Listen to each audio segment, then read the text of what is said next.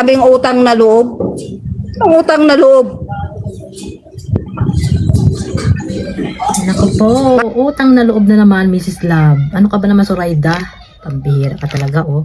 Sino ba nagsasabi ng may utang na loob? Ang Kalingap, hindi po nagsasabi ng utang na loob. Ilang beses na ba sinabi yan ni Kalingap Rob?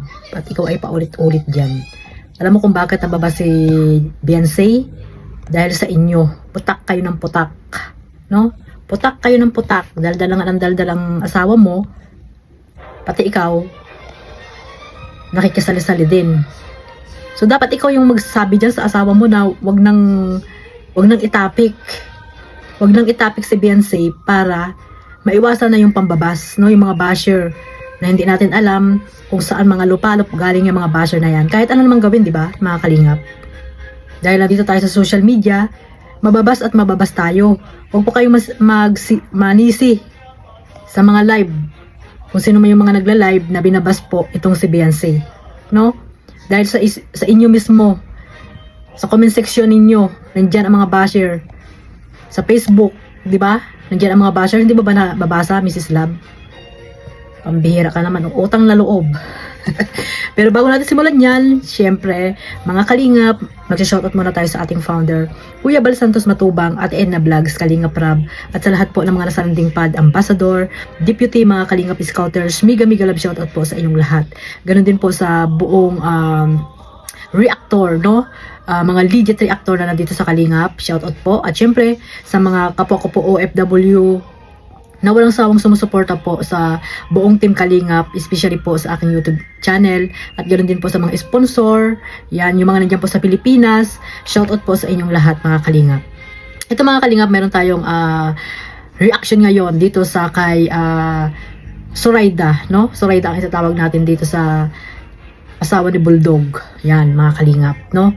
Kay Mrs. Love na kuda ng kuda. Ano ba ang naitulong mo, Mrs. Love? 'Di ba? Wala din naman. Saan ka ba noon? Nandito ka na ba sa Kalingap? Nung pumunta yung asawa mo dyan sa lighthouse at parang asong mabait. Pero ngayon anong ginawa? Nanakmal na dito sa mag-ama, especially kay Kalingap Rob. Oh. Dahil si Kalingap Rob naman ang lagi niyong pinaparinggan, di ba? Katulad niyan. Itong clip video na ipaparinig ko po sa inyo, mga Kalingap. Yan. No? Iparinig ko muna ito, mga Kalingap, bago natin reactionan, no? At ayan, sama-sama po natin panoorin ito. Kung tutuusin, magkano lang kinikita niyan? 50 lang naman ang kinikita niyan. Hindi ako naniwala dyan sa awa na yan, utang na loob na yan. Kung meron man silang tulong sa bata, patas lang din yan dahil kumita din naman sila eh. Masobra pa kita nila. Sa dalaga natin, sobra pang kinita nila sa dalaga natin, yan ang totoo. Kahit reaksyonan pa ako, pare-pareho lang kumita. Tapos, sumunod na nga yata sa kanila, kahit sa labag na sa kalooban, hindi nila kayang ipagtanggol. Para ano? Ayaw tanggalin, tapos pinapahirapan. Pinapalapa. Ikadista? Hindi nila magawang itanggol yung bata. Hinahayaan lang nilang lapain doon sa live nila. Sino matuwa niyan? Kahit ako sigurong magulang. Grabe. Di na maganda. Kung tutuusin, magkano lang naman kinita ng bata dyan? Ang alam ko, 50 lang naman yan eh. Bawat item, 50 lang naman ang kinikita niyan. Sino lang?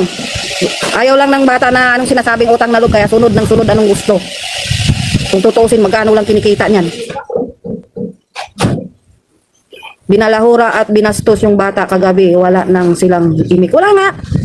Sinusunod na nga sila lahat anong gusto nila. Nandoon, nagsunod yung bata. Pero lagi nilang sinasabing utang na loob. Ang utang na loob. Patas lang. Masasabi ko, patas lang yan. Kung meron man silang naitulong, kumita rin silang limpak-limpak sa bata. Kaya wag silang ganyan.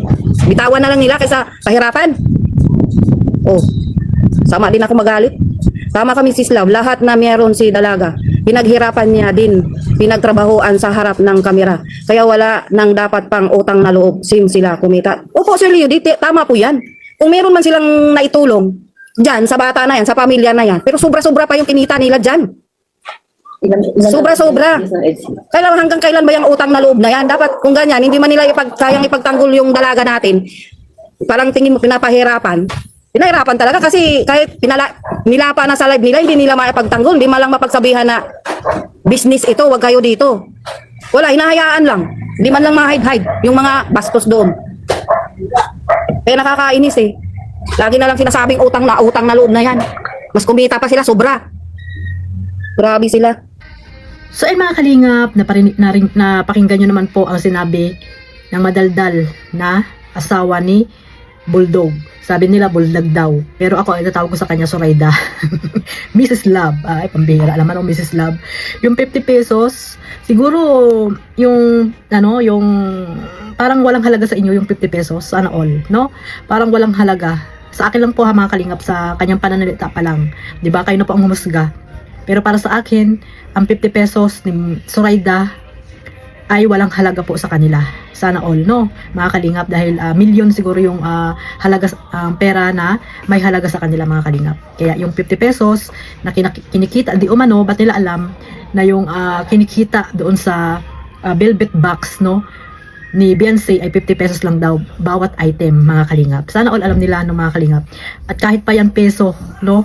For your information, at itatak mo yun sa iyong tok-tok.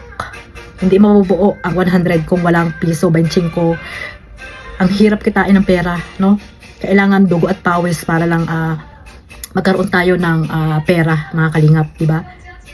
Buti kayo hindi. Siguro kasi nga yung 50 pesos hindi na mahalaga sa inyo. Kasi nga, nandiyan yung mga sponsor, na lang, katulad niyan, tambay ka lang dyan, di ba? Pa-live, daldal ng daldal, kuda ng kuda, kaya walang halaga sa iyo ang 50 pesos. No, mga kalingap, yan po yung ano ko dito kay Zoraida, Mrs. Love, Bulldog. Yan yung mga tawag sa kanya eh. So, nagtataka ako mga kalingap, no, kung bakit ito, kuda din ang kuda. Tinatanong ko sa aking sarili, saan ba ito noon? Di ba hindi naman natin yan nakikita? Ngayon lang siya lumabas, na di umano daw, si Baby Beyonce, ba't daw hindi pa daw bitawan? Pambira yan. Talagang inaantay nyo na bitawan ng kalingap, no? For your information, sila Kalingap Rab at Kuya Bal, hindi po yan hindi po yan nagpapaalis ng kalingap. Hindi sila nagpapaalis ng kalingap. No? Kusa, dapat kusang loob. O kusa inyong umalis. So, katulad yan, sabihan mo si Beyonce na umalis na sa kalingap. Ba't hindi mo sabihan? Parang gustong-gusto nyo kasi na umalis na si Beyonce sa kalingap eh. Naakala nyo naman, hanggang dulo ay masusuportahan nyo. Ngayon, masigasig kayo dahil nandiyan yung mga sponsor, mga bigating sponsor. Naakala nyo hindi kayo iiwan yan ng mga yan. Yan yung gusto nyo eh, di ba? Sa pananalita mo pa lang na parang gusto mo nang kunin. Kasi nga, sabi daw, bakit daw ayaw bitawan dahil ba sa mga utang na loob, gano'n. Di ba? Ulit-ulit yung utang na loob. Samantalang sila Kuya Bal, Kalingap Rab, hindi nagsasalita ng mga ganyan. Di ba sinabi na nga yan? Hindi ka ba nakikinig? Kayo lang ang salita dyan ng mga utang na loob. Pambihirang utang na loob na yan, pakikisama. May nangyari na sa anak mo? May pakikisama utang na loob pa rin? Yan ba ang ibig mo sabihin? Pambihira yan. Sana mag-isip-isip din, no? Zoraida, hindi yung kuda ka lang ng kuda dyan. Naakala mo naman, hindi rin kayo tawag dito, hindi rin kayo kumita dyan sa batang yan. Saan ba kayo dati? Naakala mo naman kayo na nagpa-viral dyan. Kaya tama si Kuya Kalingap Rab. Hindi nyo yung mapapaviral kung hindi siya ang naggawa dyan ng strategy or kung ano mang mga o yung pagbablog dyan kay Beyonce. Hindi yan maano, di ba? Kayo mismo makakapagsabi niyan, mga supporters ng Kalingap. Kung ano si Beyonce noon, hindi sa pag-ano ha, hindi ko sinusumbat, pero real talk lang mga Kalingap. Hindi sila ang nagpa-viral dyan, kundi si Kalingap Rab. Ay halimbawa sila ang ano niyan, di ba dahil kay Kalingap Rab, dahil nagkaroon ka rin ng mga views, sunod ka ng sunod kay Kalingap Rab, si Kalingap Edo, lagi mong thumbnail dyan. Oh. Sige nga, dapat isipin nyo rin po yung mga ganun. Hindi yung kuda, kayo ng kuda na akala nyo. Sila Kalingap Rab lang yung nagkaroon ng kita. At yung kita ni Kalingap Rab, niya din sa bahay. Tingnan nyo naman kung magkano din yung bahay dyan. Kaya dapat po kayo magsasalita ng ganyan dahil, syempre, channel ni Kalingap Rab, yung kikita talaga yan. Dahil siya ang nag-vlog. Alam ka naman, sa inyong channel mapunta yung kita. Di ba? Oh. Parang ang parang sinusumbat mo yung kinita ni Kalingap Rab. Na gusto nyo, siguro sa inyo, parang ngayon parang nagsisisi na kayo kung bakit binigay nyo si Beyonce doon kay Kalingap Rab. Ganyan yung yung parang ko naisip ko na rason nito ni Zoraida, ni Mrs. Love. Kung nababas man si Beyonce sa mga sa mga live or sa mga nagre-reaction, kasalanan nyo din. Nire-reactionan kayo dahil wala kayong patigil-tigil dyan, no? Subukan nyo po kayang 1 week or 2 weeks hindi nyo ipag-usapan sa inyong live or hindi nyo i-thumbnail itong si Bibi Beyonce. Siguro manatahimik din po yung mga basher. Kasi di natin mapiplease yung mga basher. Kahit sino man may mga basher pag nandito kasi sa social media. Lalo pat kinakalaban nyo na ang kalingap. Hindi man kayo mabas, yung iba kay Beyonce binabato. Oh, kasalanan nyo, di ba? Try nyo kayang wag i-vlog or wag pag-usapan dyan sa live nyo ang bata. Sana bigyan nyo ng privacy. At tanungin nyo si Beyonce, may mga isip naman yan sila, pamilya Balatero ba yan? Pamilya ni Beyonce? May mga isip naman po yan. Tanungin nyo. Sabi nga, di ba, papiliin. Papiliin nyo, walang problema yan, di ba? Kung saan Kasi parang gustong-gusto mo na umalis sa kalingap ay parang yan yung di ba mga kalingap? Narinig nyo naman po sa mga sinasabi niya. Hindi pa daw paalisin, mga ganun. Hindi naman ganyan sila kalingap Rab. At mismo si Beyonce, nagsabi na kalingap pa rin siya. At sila kalingap Rab, hindi yan magpapaalis. Kayo yung kusang aalis. Dahil alam naman natin na may mga pakiramdam naman siguro tayo.